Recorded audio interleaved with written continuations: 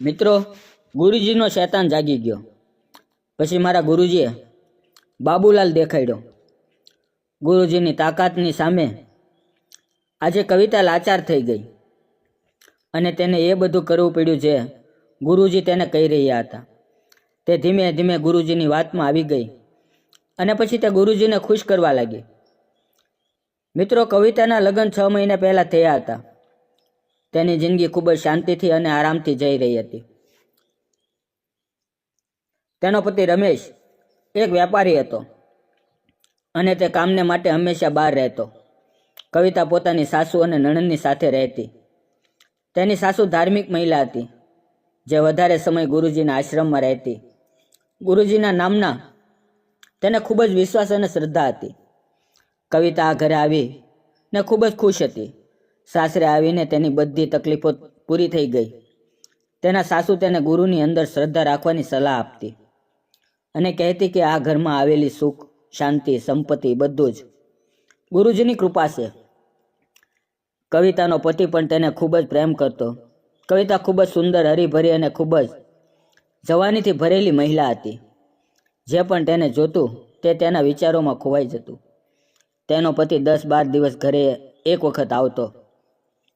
એક દિવસ તે તેના પતિની રાહ જોઈ રહી હતી. તેના પતિને ઘરે આવતા 11 વાગી ગયા. તે ખૂબ જ થાકેલો ઘરે આવ્યો. તે જમવા બેઠો ત્યારે કવિતા તેનાથી ખૂબ જ નારાજ હતી. જમ્યા પછી રમેશ છાપું લઈને બેડરૂમમાં જતો રહ્યો. જ્યારે કવિતા રસોઈનું કામ પૂરું કરીને બેડરૂમમાં આવી ત્યારે રમેશ છાપું વાંચી રહ્યો હતો. તે તેની પાસે બેસી ગઈ અને છાપું ખેંચીને તેણે રમેશને કહ્યું, તમે આટલા બધા મોડા ન આવો. હું તમારી સાથે વાતો કરવા અને મોજ કરવા માંગુ છું અને તમે રોજ ખૂબ જ મોડા ઘરે આવો છો. ઘરેથી ગયા પછી તમને યાદ પણ નથી રહેતું કે તમારે એક પત્ની પણ છે જે તમારી રાહ જોઈ રહી છે. ત્યારે રમેશે હસતા હસતા કહ્યું, જાનુ, આ બધું હું આપણા ભવિષ્ય માટે કરું છું. જ્યારે આપણો પરિવાર આગળ વધશે તો તેની વિશે પણ વિચારવું પડશે ને. આમ સમજાવતા સમજાવતા તેણે કવિતાને પોતાની તરફ ખેંચી લીધી અને તેને વહાલ કરવા લાગ્યો.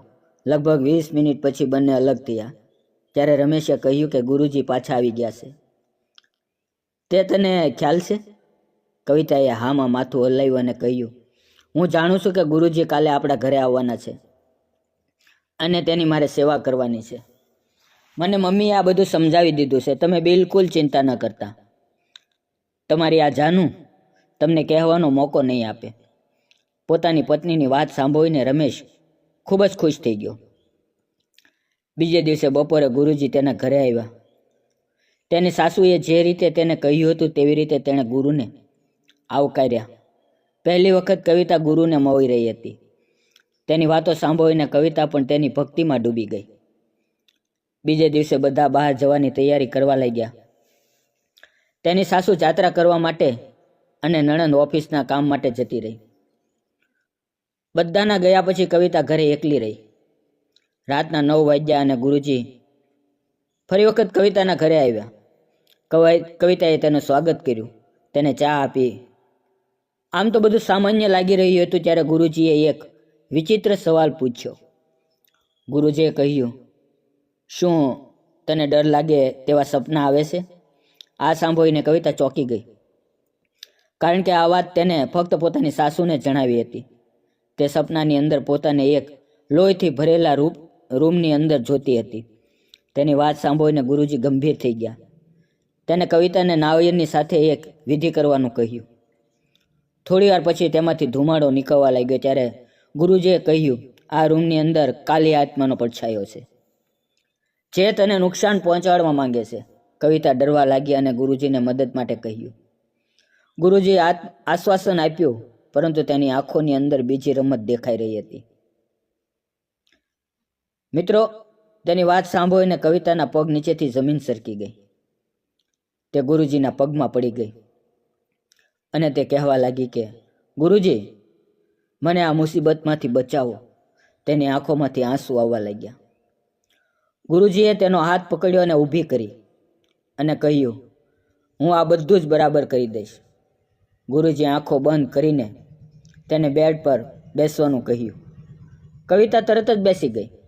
આંખો બંધ રાખીને ગુરુજી તેની સાથે ધીમે ધીમે વાતો કરવા લાગ્યા. ધીરે ધીરે ગુરુજીનું મન તેને જોઈને ડોલવા લાગ્યું.